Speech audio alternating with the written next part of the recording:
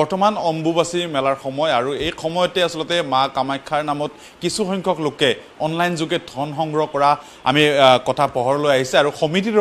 সমিতিৰ যি সমিতিসকলৰ যিসকল সদস্য আছে তেওঁলোকে জানিব পাৰিছে যে কিছু সংখ্যক লোকে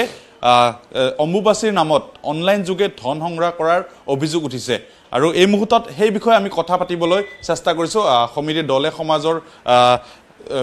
বিশেষ এগৰাকী দলে আৰু দলেৰ সৈতে আমি কথা পাতিবলৈ চেষ্টা কৰিছো কি হৈছিলে আসলতে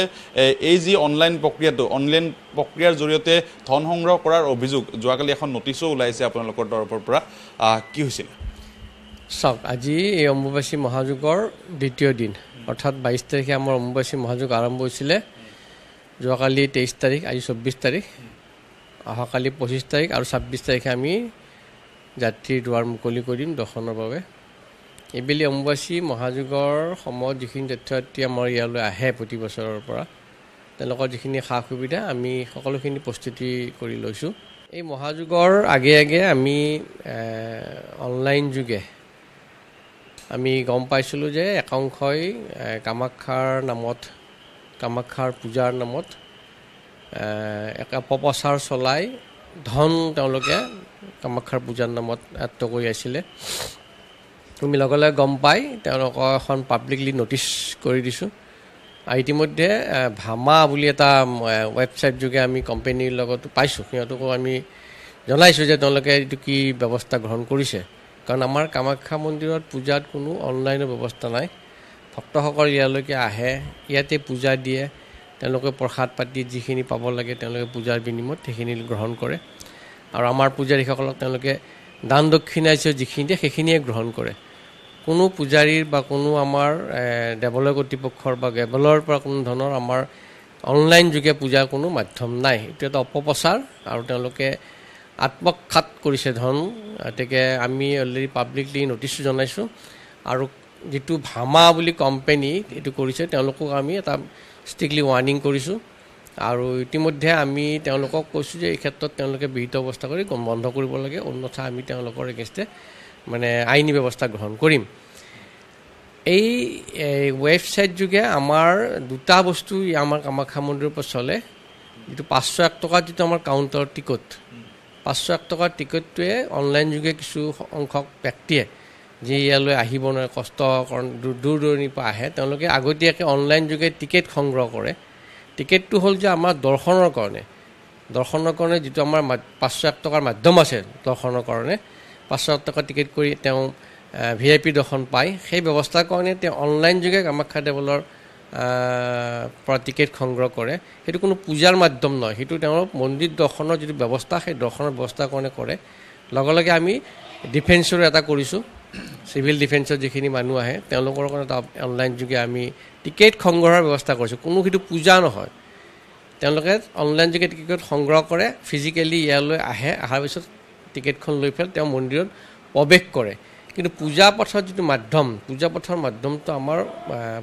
অৰিজিনেল যিটো ছিষ্টেমত চলি আছে ভক্ত ইয়ালৈ অহাৰ পিছত আমাৰ যিসকল পূজাৰী আছে পূজাৰীসকলৰ লগত যোগাযোগ কৰে পূজাৰীসকলে প্ৰসাদ কিনি তেওঁলোকৰ ভিতৰত লৈ যায় যি মাধ্যমত আমাৰ পূজা হ'ব লাগে পূজা দৰ্শন পূজা হোম যজ্ঞ পূজা আদি আমাৰ মাধ্যমত আমাৰ পূজাৰীসকলে ইয়াতে বহি পূজা মানে ব্যৱস্থা কৰে অনলাইন যোগে কোনো ধৰণৰ আমাৰ এপ নাই পূজাৰ মাধ্যম নাই এতেকে যিসকল ব্যক্তিয়ে এই ব্যৱস্থাটো গ্ৰহণ কৰিছে এপ যোগে তেওঁলোকে যিটো ব্যৱস্থা গ্ৰহণ কৰিছে এইটো সম্পূৰ্ণ এটা ভিত্তিহীন তেওঁলোকক অতি শীঘ্ৰে মানে আমাৰ বিহিত অৱস্থাৰ কাৰণে আমি আগবাঢ়িছোঁ আৰু যদি তেওঁলোকে এই ক্ষেত্ৰত বন্ধ নকৰে বা তেওঁলোকে ব্যৱস্থা নকৰে অতি শীঘ্ৰে আমি আইনী ব্যৱস্থা ল'ম আপোনালোকে ক'লে চিনাক্ত কৰিছে তেওঁলোকে কিমানমান ধন সংগ্ৰহ কৰিছিলে সেইটো অনুমানিক তেওঁলোকে কিমানখিনি কৰিছে এতিয়ালৈকে ওলাই পৰা নাই এতেকে তেওঁলোক আহিব 2 দিনতে তেওঁলোকে আহি আমাৰ লগত বহি পেলাই তেওঁলোকৰ বিহিত অৱস্থাৰ কাৰণে আমি ল'ম অন্যথা তেওঁলোকক আমি আইনী ব্যৱস্থা গ্ৰহণ কৰি তেওঁলোকক কাৰ্যত কৰিম বহুতো দেশ বিদেশৰ পৰা ৰাজ্যৰ বিভিন্ন প্ৰান্তৰ পৰা ভক্তসকল আহিছে আপোনালোকক জনাইছিল নেকি চিনাক্ত কৰাৰ আগতে কিছু সংখ্যক লোকে বা ভক্তসকলে জনাইছিল নেকি এনেকুৱা ধৰণৰ এপৰ বিষয়ে কেনে গম পালে আমি আমাৰ যিহেতুকে 501 টকাৰ যিটো এপ আছে বা ডিফেন্সৰ যিটো এপ আছে আমাৰ যিগৰাকী ব্যক্তিয়ে এই এপটো মানে আমাৰ তেওঁ সেই কৰে টেকনিকেল লাইনটো চাই তেওঁ গম পাই পেলাই আমাক জনালে আমি তেওঁক লগে লগে বিহিত ব্যৱস্থাৰ কাৰণে কৰিলোঁ ইতিমধ্যে আমি পাব্লিকলি নটিচো কৰিছোঁ আৰু বিহিত ব্যৱস্থাৰ কাৰণে যিখিনি কৰণীয় কৰিব লাগে আমি যোগাযোগ কৰিছোঁ আৰু সকীয়াই দিছোঁ যাতে ভৱিষ্যত এনেকুৱা ধৰণৰ বিৰত থাকক অন্যথা আমি আইনী ব্যৱস্থা গ্ৰহণ কৰি তেওঁক কাৰ্যত কৰাৰ ব্যৱস্থা ল'ম আপোনালোকে ক'ব খোজে মন্দিৰ কৰ্তৃপক্ষৰ সৈতে অনলাইন যোগাযোগৰ যি আমাৰ কোনো অনলাইনৰ ব্যৱস্থা নাই অনলাইন পূজাৰ মাধ্যমেই নাই ইয়াতে খালি আমাৰ দুটা এপ আছে ৱেবছাইট যোগে আমি দুটা এপত টিকেটহে সংগ্ৰহ কৰিব পাৰে যিসকল ব্যক্তি কামাখ্যালৈ দৰ্শনৰ বাবে আহে তেওঁলোকে আমাৰ যিটো VVIP দৰ্শন আছে আমি ইয়ালৈ যিসকল ফিজিকেলি আহে ফিজিকেলি টিকট পায় কিছু সংখ্যক বহুত দূৰ দূৰণিৰ পৰা আহি পেলাই তেওঁলোকে টিকট নোপোৱাকৈ যাব লগা হয় সেইটোৰ কাৰণে আমি এটা ব্যৱস্থা ৰাখিছোঁ অনলাইনৰ টিকট সেই অনলাইন টিকটহে মানে